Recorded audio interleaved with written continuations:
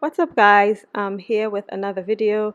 Today we're going to be making a watermelon mojito, and we're going to be needing some watermelon, some lemon, some rum, some sugar and some mint, as well as some club soda or soda water or sparkling water.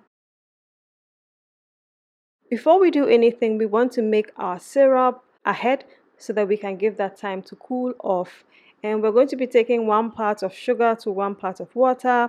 And then for this one, just because we want that mojito feel, we're going to be adding some mint to that simple syrup as well. We're just going to make sure that everything is dissolved and then put that over the stove for a few minutes. Once everything is thoroughly mixed and dissolved, you can take it off. Sometimes when I make simple syrup, I let that boil down until the syrup is nice and sticky. But for this one, we're just going to leave that the way it is. Just leave that to cool, and then next up we're going to get our watermelon ready. And you can either blend that in a blender and then strain that, or you can put that directly through a sieve and then just sieve that through.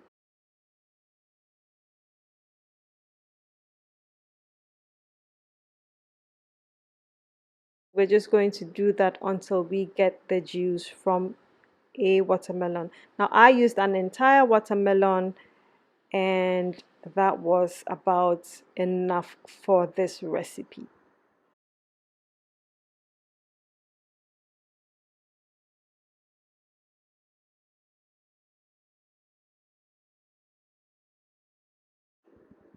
So once that's done, we're going to get our lemons, cut them into half, and then squeeze them into the watermelon juice as well. Next up, we're then going to get the simple syrup, which has cooled by now. Also pass that through the sieve so that we can catch the mint leaves.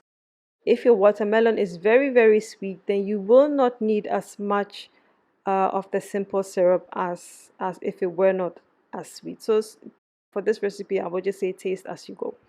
We're also going to be adding some fresh mint leaves. You can either just break them apart and put them in there, or you can put them into the jug or the jar and then just muddle them a bit. We're also going to be adding 4 shots of rum in there. If you don't like too much alcohol, you can reduce the amount of rum. Once we've got all of that together, we're going to top this up with some soda water until we get that up to the very top. And then at this point, the soda water is going to dilute this a bit. So at this point, you're going to want to taste. And if you need to add more of the simple syrup, then you're going to do so.